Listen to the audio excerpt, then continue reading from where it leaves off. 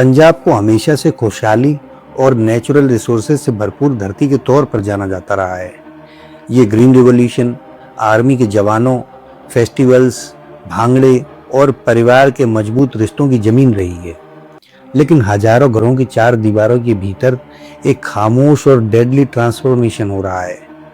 ये कोई economic crisis या प्राकृतिक आपदा नहीं है, बल्कि ये नशे के जहर के असर से पंजाबी परिवारों के ढांचों में धीरे धीरे आ रही दरार है। कई सालों से हम पंजाब में ड्रग्स के सिर्फ आंकड़े देखते आ रहे हैं, लेकिन आंकड़े कभी चीखते नहीं हैं। आज हम न्यूज में चलने वाली हेडलाइंस के आगे बढ़कर उस असली शिकार की बात करेंगे जिसका जिक्र अक्सर छूट जाता है। पंजाब के परिवारों के जवान लड़के जो नशे की चपेट में आ जाते हैं और फिर पूरा परिवार धीरे धीरे खोखला होता चला जाता है। आज हम इस गंभीर समस्या पर बात करेंगे। नमस्कार, आप देख रहे हैं the addiction talk show by सामर्थ।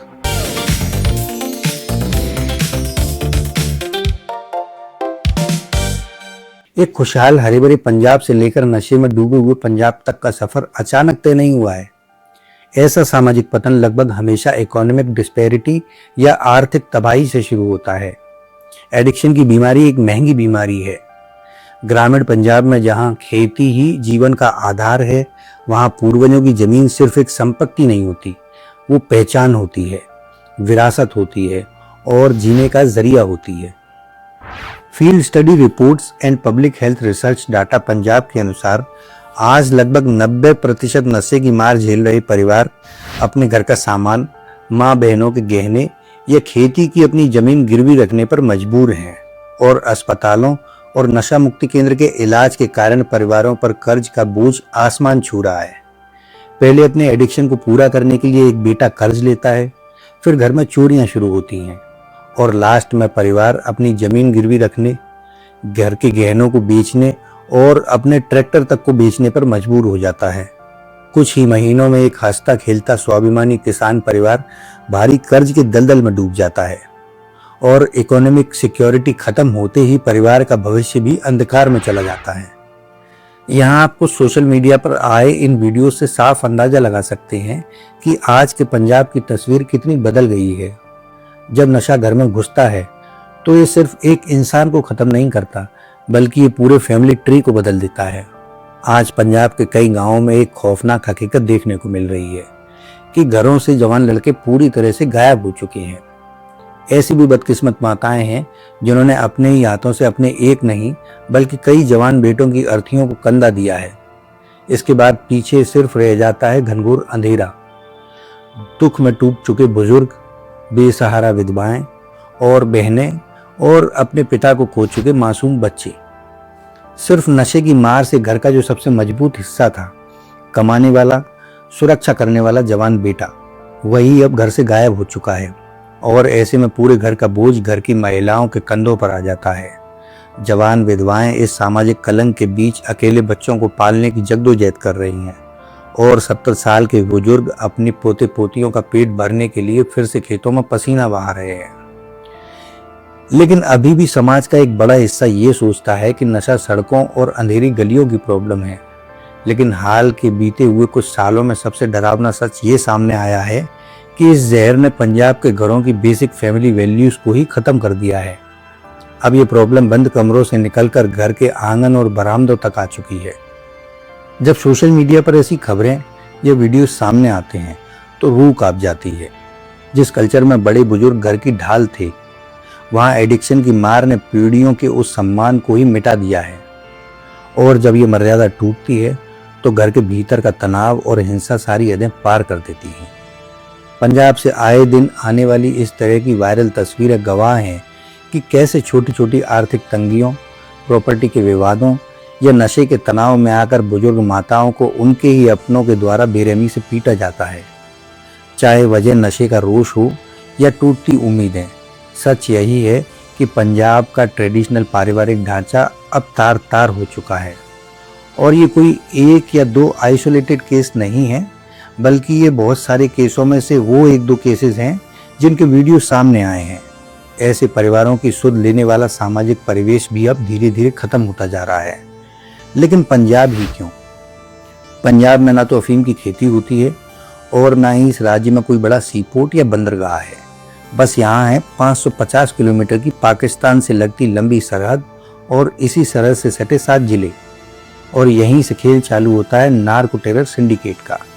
ये हेरोइन या चिट्टा सिर्फ कुछ लोकल अपराधियों का धंधा नहीं है, बल्कि ये भारत को कमजोर करने के लिए सरहद पार से चलाया जा रहा एक बहुत बड़ा नार्को टेररिज्म यानी नशीली दवाओं के आतंकवाद का नेटवर्क है। नदियों के रास्ते या सरहद की बार वायर के नीचे से स्मगलिंग करने के पुराने तरीके अब बदल चुके हैं। अब ये जहर आसमान के रास्ते भारत में दाखिल हो रहा है। खुफिया एजेंसियों के मुताबिक पाकिस्तान की आईएसआई और अंतर्राष्ट्रीय टेरर सिंडिकेट रात के अंधेरे में जीपीएस गाइडेड कम ऊंचाई पर उड़ने वाले ड्रोन्स का इस्तेमाल करते हैं। ये ड्रोन पंजाब के बॉर्डर के पास खेतों में करोड़ों की हेरोइन और खतरनाक हथियार गिराकर वापस लौट जाते हैं। समय समय पर बीएसएफ और पुलिस द्वारा भारी मात्रा में ड्रग्स और हथियार जब्त करने की खबरें सुर्खियों में आती रहती हैं। मगर भारत की तरफ से असली खेल विदेशों की नागरिकता हासिल किए हुए पंजाबी मूल के लोगों के इशारों पर होता है।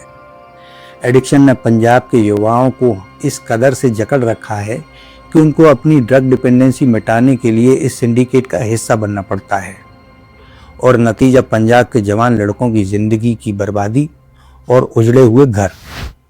सबसे पहले पाकिस्तान और आईएसआई समर्थित सिंडिकेट के जरिए ड्रोन्स द्वारा ड्रग्स और हथियार भारत पहुंचते हैं। इसके बाद ड्रग्स के डिस्ट्रीब्यूशन और रिटेल सप्लाई को लोकल माफिया एंड यूजर तक पहुंचाते हैं, और इन सबसे कमाया हुआ ड्रग मनी या सीधे तौर पर कहें तो ब्लड मनी हवाला के जरिए पाकिस्तान वापस पहुंचा दिया जाता है, और फिर आतंकवादी गतिविधियों में उसका इस्तेमाल होता है। और इस पूरी साइकिल में पिसते हैं पंजाब के परिवार। आज के पंजाब की स्थिति दिन ब दिन पहले से और बदतर होती जा रही है। पर सबसे ज्यादा दिल दुखाने वाला पहलू है इस पूरे घटनाक्रम में समाज की भूमिका। आज भी हम एडिक्शन के इस जाल को नहीं समझ रहे हैं कि ये कितना ज्यादा भयंकर हो सकता है, क्योंकि ये हमारे और आपके साथ नहीं हुआ है। पर जिस रफ्तार से ऐसे वीडियो मेन स्ट्रीम मीडिया और सोशल मीडिया पर आ रहे हैं, वो सिर्फ आइसबर्ग की टिप हैं। नशे के धंधे में पैसा बहुत है, तकरीबन 400 गुना मुनाफा, पर बदले में अगली पीढ़ी का भविष्य चौपट। और जो अभी भी इस ड्रग्स के गैरकानूनी धंधे में लो लेवल पर शामिल हैं, जैसे पेडलर्स और रिटेलर्स, वो खुद भी एडिक्ट हैं, और धीरे धीरे उनके साथ उनका पूरा परिवार भी इस चपेट में आ जाता है। इसके साथ एक बड़ा इनिशिएटिव सरकार और वेलफेयर ऑर्गेनाइजेशंस को भी उठाना होगा, जिसके बारे में ज्यादा बात ही नहीं होती, जो है एडिक्शन ट्रीटमेंट के बाद युवाओं को समाज की मुख्य धारा से वापस जोड़ने का, जिसका मतलब है रोजगार के साधन मुहैया करवाना। क्योंकि अक्सर एडिक्शन की बीमारी में फंस चुके युवाओं का, खासकर पंजाब के ग्रामीण इलाकों के लड़कों का, कोई न कोई आपराधिक रिकॉर्ड जरूर होता है। इसी वजह से अक्सर उन्हें इलाज के बाद भी नौकरी हासिल करने में खासी परेशानी होती है, और कई बार हताश होकर वो वापस उसी धंधे और नशे की दुनिया में लौट जाते हैं।